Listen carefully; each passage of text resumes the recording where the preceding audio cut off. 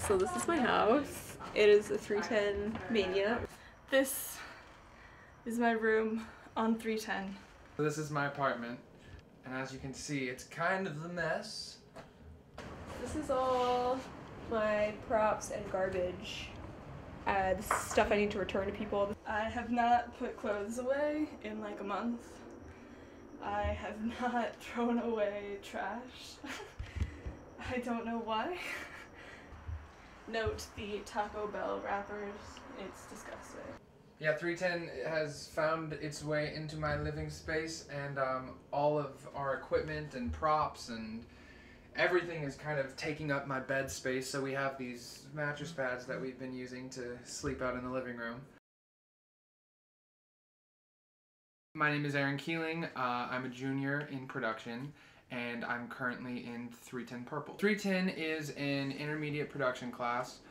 You take it right after 290, and it's a lot like 290, except instead of making 4 films over the course of the semester, you make 2. You're paired up with a partner, and the first half of the semester, you work on one partner's project, and then the second half, you switch roles. My film is called Human of the Year. It is set in the future, and it's about a society where all politics have been gotten rid of, and instead, every year, there's a randomly selected person who's chosen to rule over the whole world as Human of the Year. It's kind of just about the guy who's chosen to be this year's Human of the Year, and you know, he's the complete wrong choice for the job. My name's Biz Thorson, and my 310 is called Big Feet. It's about this kid named Roger, and he has big feet, and he wants to try out for the soccer team, but when he does, he accidentally misfires with his feet and kicks the ball straight into the woods. So he goes in the woods, and when he's in there looking for the ball, he finds a trail of footprints that leads to Bigfoot.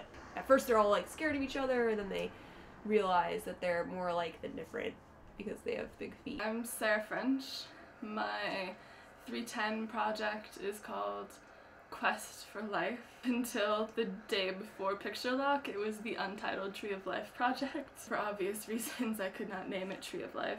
Musician who's influential in the underground, but never really broke out of that. He's trying to decide whether or not he wants to sign this lucrative record deal, but can't make a decision because he kind of feels like it's selling out. He's visited by a knight.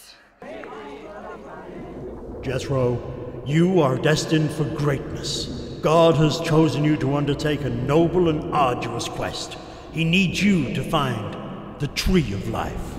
It's kind of a distraction from the whole record deal thing. Then it gets all kind of surreal. Inspiration for this movie from my twin brother, Austin.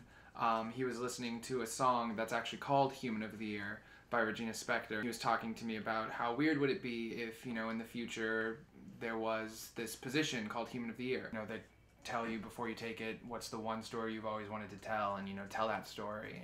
And I don't have that story. I don't have a story that I've always wanted to tell, and so it was kind of a struggle for me deciding what to do. It's something different. I've never done this before. Most of the stuff I've done is horror, and this is kind of a comedy, sci-fi, romance, drama.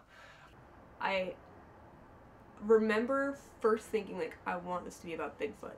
I spent the summer away from my family for the first time, and they went to Big Moose Lake up in the Adirondack Mountains in upstate New York. Didn't get to go because I was working, and I was like just imagining what it would be like to be up in the Adirondacks, like with my family over the summer when I was trying to write this, and I think that might have influenced me wanting to set it in the woods, and then Bigfoot came out of that. LA underground music scene that I've kind of entered into unwittingly. A friend of mine is friends with people like, from like Brian Jonestown Massacre and scene of people, and she's kind of brought me into it, and I think that really influenced my work without me even realizing it until afterwards. There's so much to do, and there are so many deadlines. You only film for 3 weeks, you only have a week or so of pre-production beforehand, and it just, you know, as soon as you're done with the first weekend of shooting, you have to go straight into getting, you know, props ready and locations ready and scheduling and shot listing for every weekend, and it's just, there's never a free moment. A little panic attack. We rented a bunch of props from the Universal Studios prop house, and I lost 6 props. I have no idea where they went. I have absolutely no clue where they are, even to this day. They just vanished into thin air. And they're kind of not the nicest, friendliest people there. And so walking in that day and being like, hey, yeah, you know, just returning these props, checking out some more, and oh yeah, I lost 6 and I have no idea where they are. So sorry about that. It was kind of scary. To actually get the permit for Griffith Park, we had to wait for it to go through with Film LA. I called them because I really needed it, and they're like, it's not ready yet. So if we don't call you, just come at 5:30. We close at 6. We take on-ramp number 1. End up on the 110. I'm like, oh my god, I don't want to be on the 110. I want to be on 5th Street. And Malika's in the car with me too, like my roommate who also has a permit at this, like, and we both need to get it. Starting to get really nervous because, like, I'm just envisioning, like, me and Malika both, we can't film if we don't have these permits for the next 3 weekends. Our entire movie is, like, down the drain. Get there, we park, we bust, like, running full speed, sprinting around the entire thing to get to the building. We go inside, we run past the security guard, he's, like, packing up. And we're like, oh, we're here to see Kevin! We're here to see Kevin! He has our permits! She's like, okay, alright, sure. Get upstairs. And Film LA's doors are locked. So we like bang on the door, like, hello, hello! There's this man there.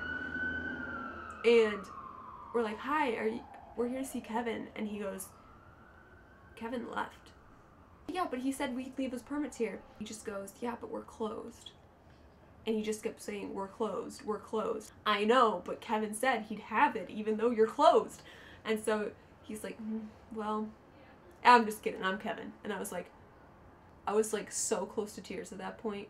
I was just like, I'm gonna kill you. Like, just give me my permit, fork it over, and let's get out of here. Film LA to me is pretty much like the entertainment industry's version of the DMV. Once you get to Film LA, it's a fine experience. I did not have any problems once I was in the building. The forest that we had to shoot at, I wanted to shoot at Griffith Park initially because I thought it would be easy, but Griffith Park is a bitch. So many fees and regulations and rules, and it's just so annoying. So we ended up shooting at Angeles National Forest, which is surprisingly a lot more lenient and cheaper.